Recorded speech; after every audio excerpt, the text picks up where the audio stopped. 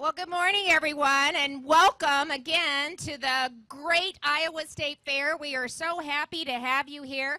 What a beautiful morning to kick off the series of interviews with our Republican presidential candidates. And frontrunner. And frontrunner, there we go, of course. This is our first one, so we're anxious to have this opportunity to visit with the candidates as we lead into the First in the Nation caucus, which of course is on January 15th, and we want each and every one of you to be sure and participate. But I am so happy. This is the first one, Larry, so we're going to get through this together. But I am so happy to be joined by a radio host and a former candidate for California governor, and that is Larry Elder. So, Larry, welcome back Governor, to the Iowa State Fair. Thank you so much for having me back. I appreciate it. Yeah, I appreciate it. So let's give a couple minutes to just tell hi to everybody, and then we'll jump right into the questions. Well, hello, everybody. I just want to tell you I need 40,000 individual donations to qualify for that first debate on the 23rd in Milwaukee. I'm a little more than halfway there. You can contribute as little as $1. You can even handle that. $1. Go to LarryElder.com. Even if you want a different candidate, I'll be talking about some issues that the governor and I we talking about right now that others, in my opinion, are not talking about. So if I can just put those issues front and center, I will feel I've done my job for my party, and more importantly, I will feel I've done my job for my country. That's why I'm doing this. Larry, thank you so much. I appreciate that. So a lot of Iowans had the opportunity to hear you recently at the Lincoln Day dinner. And at the Lincoln Day dinner, you really talked about a little bit about your family history and the impact that that had on you growing up and really what you're doing today. So could you just tell the audience a little bit about the impact that your parents, your story had on where you're at today? Well, the Cliff Notes version is this. My mother was raised on a farm, Huntsville, Alabama. My dad was raised in Athens, Georgia. He was an only child who never knew his biological father. My last name, Elder, is the name of some man who was in his life the longest. His mother had a series of men, each one more irresponsible than the other one. Elder was an alcoholic who was physically abusive to his mother, and when my dad tried to stop the abuse, he would beat him up. My dad comes home at the age of 13, starts quarreling with his mom's then boyfriend. Elder was long gone. Mother sides with the boyfriend and throws my father out of the house, Governor. Never to return. You're talking about a 13-year-old black boy, 8th grade education, Athens, Georgia, Jim Crow South at the beginning of the Great Depression. And my dad said he just picked up trash, he cleaned out barns, he did whatever he could to make a living. Ultimately, he became a Pullman porter for the trains. They were the largest private employer of blacks in those days, and my dad came to this place called California, a city called Los Angeles. And my dad was blown away. You could walk through the front door of a restaurant, sit down and get served, because he always had packages of crackers and tin cans of tuna because he never knew in the South if he'd be able to get him a meal. So my dad made a mental note, maybe someday I might relocate to California. Pearl Harbor, my dad joined the Marines. He was a Montford Point Marine. They were the first black Marines. Any Marines here?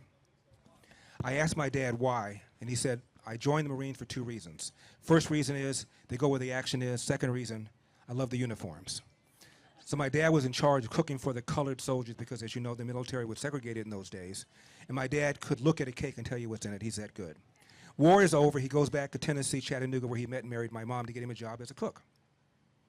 Walks around for a couple of days, and he's told by restaurant owner after restaurant owner, pardon the language, young people, we don't hire niggers. My dad went to an unemployment office. He goes to the lady. She says, you went to the wrong door. Go to that door. He goes out to the hall, sees colored only, goes to that door to the very same lady who sent him out. She was just letting him know what the rules were. He came home and told my mom, this is nonsense. I'm going to L.A. where I was before the war. Get me a job as a cook. Goes out to L.A., walks around for a day and a half, and he's told, I'm sorry, you don't have any references. My dad said, I need references to make ham and eggs? He even offered to work for free for a reference. They wouldn't even do that. Goes to an unemployment office, this time just one door. Lady says, I have nothing. My dad says, what time do you open? She says, 9. What time do you close? She says, 5. My dad said, I'll be sitting in that chair till you find something. Sat there for a whole day, comes back the next day, sits there until maybe lunchtime. She calls him up. She says, sir, I have something. I don't know whether you're going to want it. My dad said, of course I'm going to want it. What is it? She said, it's a job cleaning toilets. My dad did that for over 10 years at Nabisco brand bread, got him a second full-time job cleaning toilets at another bread company, cooked for a family on the weekend because he wanted my mom to be a stay-at-home mom, which she was until the youngest of us was in middle school. And he went to night school to get his GED. When he finished that, he went to night school to learn how to operate a small restaurant. Age 47, by that time he saved up enough nickels and dimes from his 2 jobs to start a little cafe near downtown LA, which he ran until his 80s. My dad retired. He owned that property next door, plus the home that's still in our family. Not too shabby for an 8th grade dropout, Athens, Georgia, Jim Crow. And my dad was, thank you. Thank you. My dad was a lifelong Republican. My mom was a lifelong Democrat. You should have heard the arguments on the kitchen table. But nobody called anybody a fascist. Nobody called anybody a Nazi. Nobody said you only care about the rich, you don't care about the poor. They argued vigorously, enthusiastically, but civilly. And my dad always said this about the Democratic Party. Democrats want to give you something for nothing. When you try and get something for nothing, you almost always end up getting nothing for something. My dad also told my brothers and me the following: hard work wins. You get out of life what you put into it. Larry, you cannot control the outcome, but you are 100% in control of the effort. Before you moan or groan about what somebody did or said to you, go to the nearest mirror, look at it, and ask yourself, what could I have done to change the outcome? And finally, my dad said this: no matter how good you are, how hard you work, sooner or later, bad things are going to happen to you. How you deal with those bad things will tell your mother and me if we raised a man.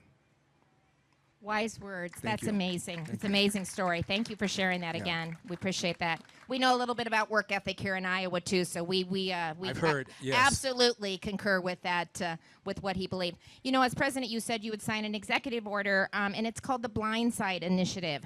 Kind of prevents president and vice president's children And their families, relations. So talk a little bit about that and why it's so important and how you would do that. Well, that's one of the many things I intend to do when I become president, but it's to sign an executive order to stop all this graft, all this Hunter Biden stuff, Jared Kushner stuff. This is nonsense. And I'm going to be sitting down with my lawyers to make sure we can do it consistent with the First Amendment. But there's got to be something done about this. Harry Truman said, if you go into politics poor and you come out rich, you're stealing. Also, I am proposing an amendment to fix spending to a certain percentage of the GDP, with exceptions for war and for natural disaster. And that's because, as you well know, I've been around long enough to know every now and then there's this standoff about the raising the debt ceiling. And you and I both know, Governor, they're going to raise the debt ceiling because nobody wants to be responsible for the consequences about what would happen if we defaulted on our debt. Similarly, nobody wants to shut down government anymore when we have a budget standoff, because the party that's perceived to be at fault will lose a coming election. So nothing gets done. The only way to restrain spending is to force the politicians to reform, and that's by law. The so-called entitlements programs.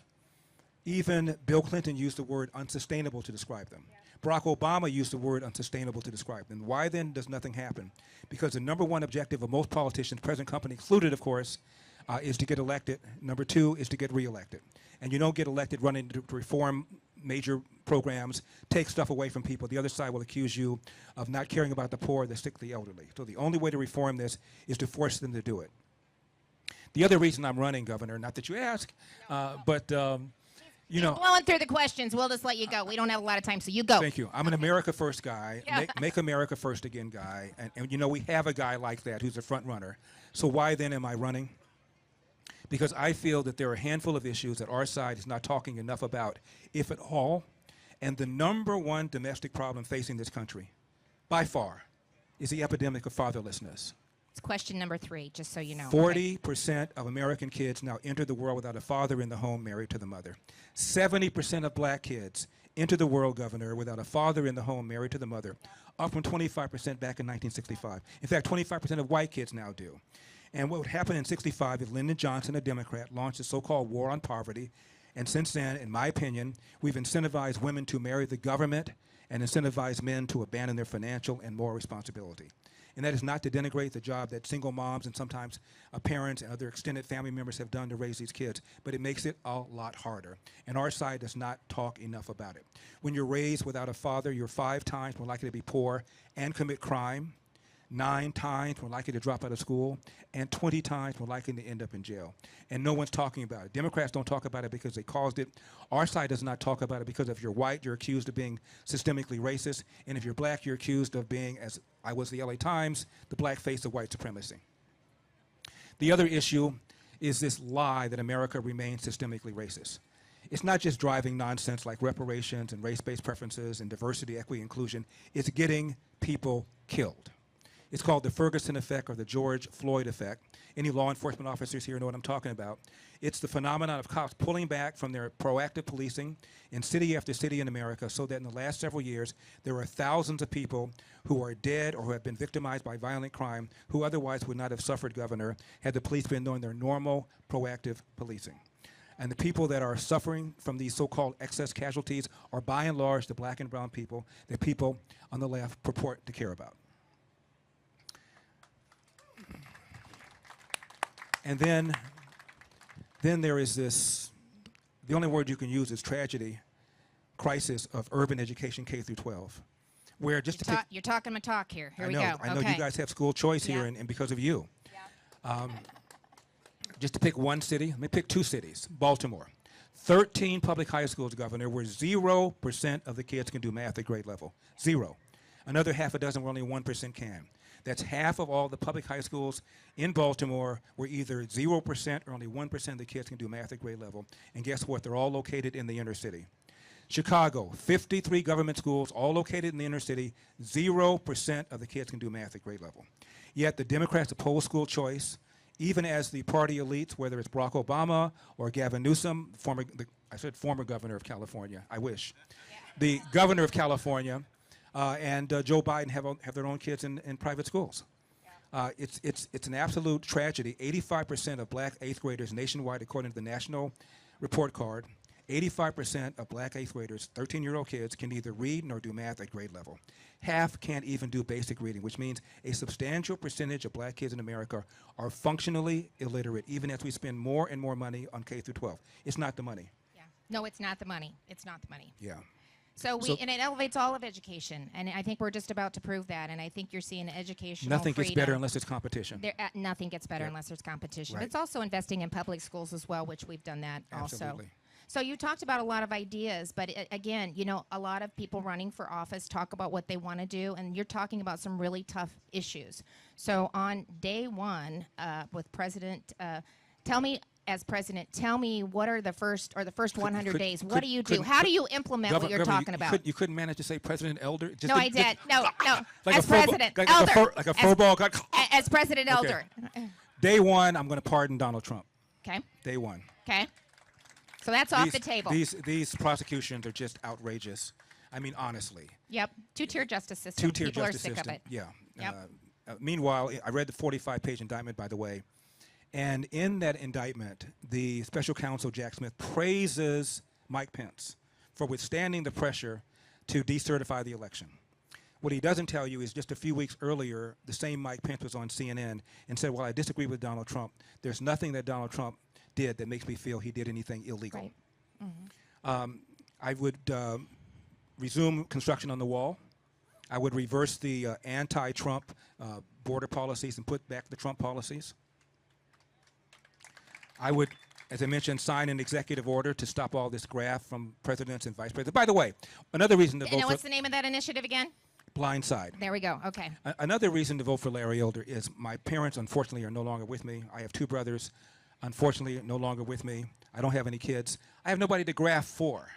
So that's reason enough to vote for me. Plus, I wear the best kicks. Yeah. Come on. You do. I forgot to check that out when we were Yes. coming in. It made a Yes. statement at the Lincoln Day dinner. That's Every right. time I see you, you've got some pretty snazzy shoes on. Thank you.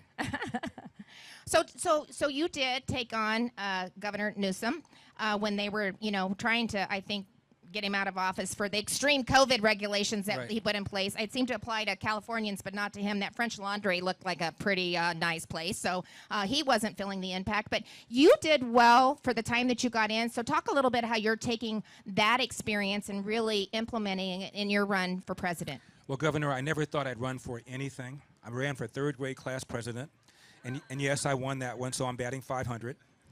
But people approached me that I respect, and so I decided to do it. I got in with just 8 weeks left. In 8 weeks, I raised $27 million, more than the other 45 rivals on the replacement side combined. That's not easy to do. It's not. And I got 3.5 million votes. California has 58 counties. On the replacement side, I carried 57 of 58 counties. The only one I lost was San Francisco, and lost that by 149 votes. By any stretch, it was an extraordinary race. And the issues were, as you pointed out, the way California shut down the state in a more draconian way than anybody else did. Meanwhile, Gavin Newsom was at this restaurant called the French Laundry, which I had never heard of. I thought it was where you took your tux to get it cleaned. He's sitting up there, incurred a $12,000 wine tab. Now, I don't know that much about wines. I love my occasional glass of red wine, but I assure you he was not drinking Mad Dog 2020. And then we have a huge homeless problem, crime problem. Schools are near the bottom. People are leaving California for the very first time. And because of the marriage between the left and the environmentalists that don't like any kind of construction, California has 1 million fewer housing units than it should have. As a result, the price of a home in California is 175% above the national average, which is the primary reason why people leave. There's a magazine called CEO Magazine, and they talk to business people about what's the best state in which to do business, what's the worst. And for the entirety of the magazine, they've been around 15, 20 years, California has been judged to be the worst state in which to do business, year after year after year. Yeah. The taxes, the regulations, the idiotic laws that they keep on passing. We've got a reparations panel in California. There's also a panel that determines if you are a fast food restaurant owner, there is a panel that determines what your wages of your employees are. I kid you not. It's crazy. I kid you not. It's just crazy. It's ridiculous. Gavin Newsom signed a bill to require every publicly held corporation headquartered in California to have a member of the LGBTQIA plus community on its board of directors. Never mind the 14th Amendment. Yeah. There is a bill he signed. If you are a large toy store seller, you have to have a gender-neutral aisle so that when your parents come and they want you to buy, I guess, a gender-neutral toy, you can have a safe space where you can buy that. Yeah. He signed a law that requires every high school graduate to have a course in ethnic studies. I can go on and on. Name the brain-dead policy or bill. If you own a gasoline-powered car in California, by the year 2035, you want to buy another one, you can't. Yeah. He's banned gasoline-powered leaf blowers, gasoline-powered lawn blowers. California used to be headquartered to all the top 10 oil and gas producers in America. Now it's headquartered to none. Yeah. They treat you as a business person like a villain. They treat villains like victims. Yeah. And he's got all these soft on crime DAs so that he's he endorsed an initiative to lower a bunch of categories of crime from violent to nonviolent offenses. So if you have engaged in serial arson, you have committed a nonviolent offense. Attack on a police officer is a nonviolent offense. Rape of an intoxicated victim is a non-violent offense in California. I kid you not. I know. Plus the bill that allows you to steal up to $1,000, not just a day, but per store. And if you get caught, they write you a ticket. And because we have no bail, they call it cashless bail. It's no bail. Illinois just implemented. Bad news. Zero chance of you're going to jail. Yep. Yeah. Yep. Well, we've done just shockingly, crime has gone up. Yeah, just the opposite in the state of Iowa. So, I mean, almost every policy that you just ticked off, we have done just the opposite. It feels like it's a race to the bottom between New York, California, Illinois. Now Minnesota is getting into the mix, but we are cutting taxes and regulations, and we're empowering parents and giving them school choice. We are empowering the men and women who serve in law enforcement. We're keeping our communities safe, and I'm proud of what our national profile is rising. People are paying attention what's happening in the state of Iowa. We're no longer taxing retirement income. Woo! Governor, who saw the headline last week that said, move over Florida, Iowa is the #1 state to retire in? Yay. Governor, I remember telling you what the top marginal state income tax rate was in California. Oh, yeah, remember we were having that, yes. And the governor said, what? Why, I know. 13.3%. Unbelievable. No wonder businesses and parents are fleeing, especially with, this co-parenting your children is nuts. Again, talk about common sense. I've yet to have a parent come up and say, I'd like the government to take charge of my children. So it's crazy. It's just absolutely crazy. Talk a little bit. We have a budget amendment. We can't spend more than we take in here in the state of Iowa. We can only spend 99% of revenue. And guess what? We sent 82% last year of available revenue. And so that's why next year we're going to come back and we are going to cut your taxes again. So you all be ready. We're going to continue to bring them down while other states are taking them up. But talk a little bit. You're going to do that. But how do we, Brett? I got to get a question in here from one of Iowans. Brett from Davenport wants to know, as president, what steps would you take to lower gas and food prices and basically address Bidenomics? Well, you've got to reverse this war against oil and gas, obviously. Yes. Allow drilling in ANWR. Allow drilling on federal property. Finish the Keystone Pipeline. Just stop this nonsense of this attack on oil and gas. I'm an all-above guy, including nuclear. We need it all. Throw bio in. Throw bio in, absolutely. Yes. Ethanol, yes, sir. We do a lot of renewable fuels here in the state. We're the leader in both ethanol and biodiesel. And Right. why this president doesn't recognize that when he's talking about, protecting the environment and renewable fuels. Instead, he goes right to electric, and that's all he cares about. And That's all he cares about. Where do those batteries come from? The elements. Well, and to manufacture the EV, Yeah. and to transport the EV requires fossil fuel energies. All it does is transfer the footprint from here somewhere else, but the footprint is still there. This footprint is still there. And don't forget about the human rights abuses. You got kids in the Congo digging this stuff with their hands, nickel. Yeah. It's toxic. It's toxic. And they don't even care about that. Yeah. So are we ready to have a little bit of fun? So we didn't do the Has it been fun so far? I mean, more fun. I think they've been pretty engaged. Right. I think they like what you're saying. I'm sensing some pretty good feedback here, Larry. So, it's not the quick 6, but it's the fast 3.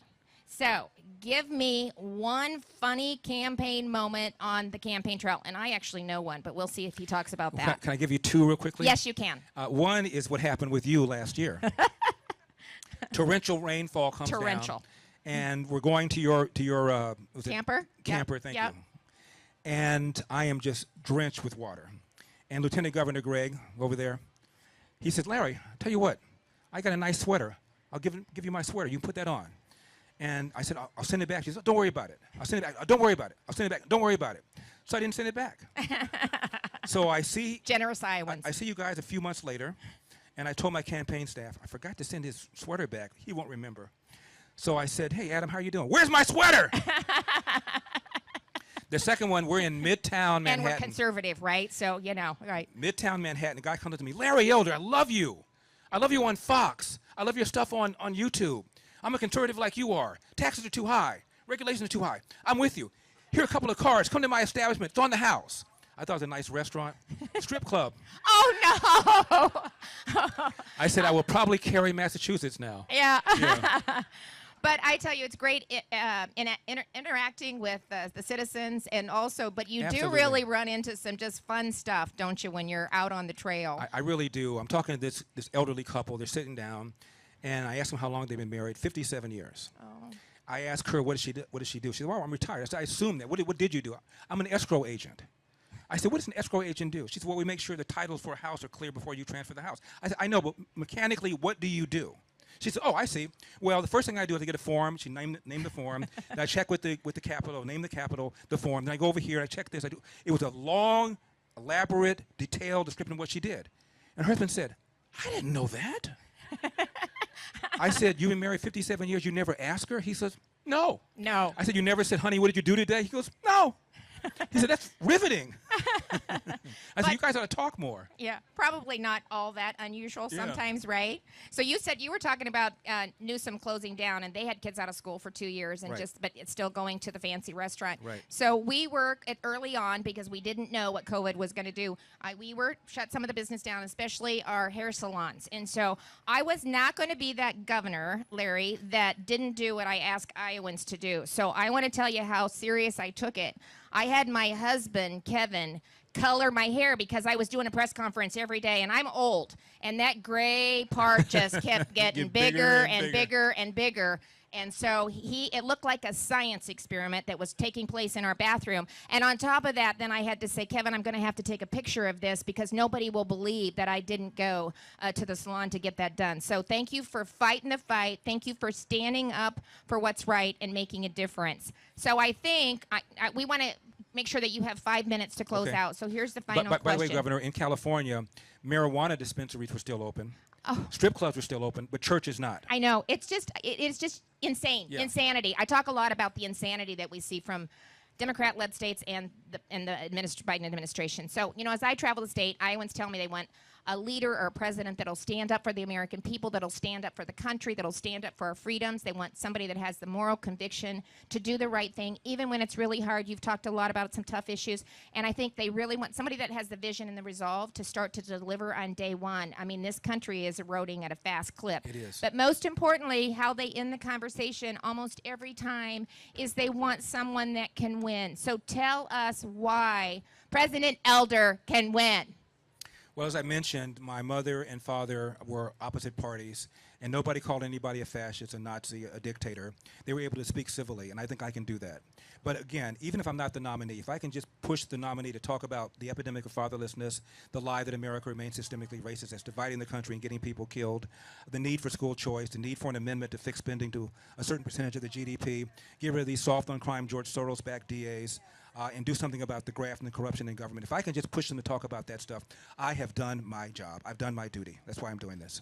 Thank you. I appreciate you being a part. These are important conversations. LarryElder.com, $1. Now say it again. LarryElder.com, $1. 40,000 individual donations to qualify for that first debate. And once I get up there, it's game on, hold my beer. Well, and that's how we bring those conversations to the forefront. So give it up for Larry Elder. We're going to give him some time to work the crowd so that he can personally say hi, shake your hand. But thank you. Thanks for being here. Governor. Thanks for running, and thanks for making a difference. We appreciate you. God bless. God bless.